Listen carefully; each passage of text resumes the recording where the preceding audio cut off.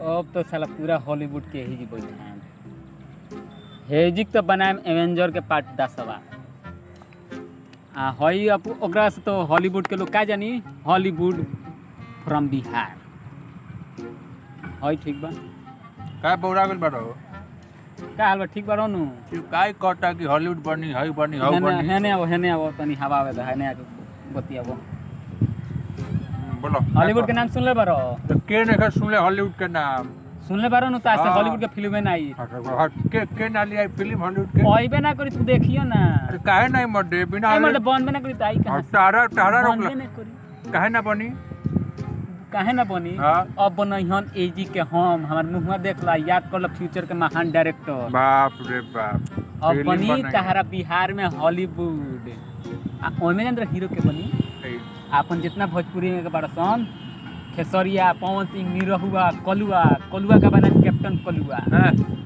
रवि किशन तो सब कोई के बाप फैले हवन हाँ। माने महान उनकरा के कह जला तो उनकरा के बनाए हम एवेंजर लोहा मैन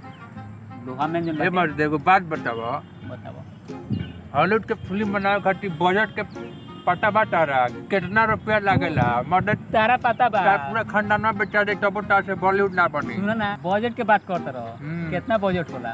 कितना तार पता होके चाहिए उ हॉलीवुड के उस सर्वा समझानत रहो हमरा से आके सीखेला सन कब हई काइन मास्टर के मोड़वा वाला मांगत रहो संगे भाई तन दे दो साला वाटर मार का दो तो हम देमी तो साला एवेंजर आ हौ जुमान जी आ दुकान बाटे हॉलीवुड के जितना फिल्म सब एडिट करो हां तारा पर कहे का मतलब बा कि सब काइन मास्टर से एडिट होला तो तू का उ बाप तो कह रे। साला लोगवा के चूतिया बना हाँ। बा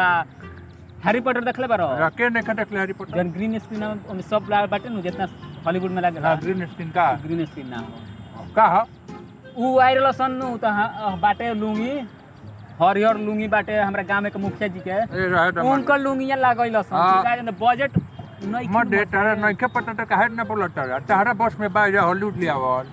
हॉलीवुड मतलब फिल्म एगो बने में नु 4 साल लागेला अरे। तारा पूरा जिंदगी बीत जाए टबोटा से ना बनी सुन ना जब खेसरिया का बनाएम नु हम मस्त एकदम साला रोल करी एवेंजर के मारी साला एक घुसुम से ना हाँ। उड़ जाई हम थोनस उड़ से ना अरे बाप रे तारा काला भोजपुरी फिल्म देखला मारला खाली हेंगनिया पवन सिंह के देखले बारो तो ओकरा के जब हम लीन अपना फिल्म में हॉलीवुड में तो समझो फिल्म नु एक दिन में कमाई 5000 करोड़ जान जा और के बाद बिहार के तो साला नाम है बनी टॉप तारा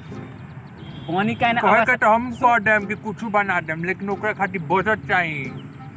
मर एक्सप्रेशन तार सही लगा और ही सुना ना मर्दे देख देख तनी की रहा अपना गोपालगंज में से दू गो लड़का निकलता रसन ठीक है एक हौ आशीष श्रीवास्तव बाटे एगो ज्ञान रंजन बादशाह हां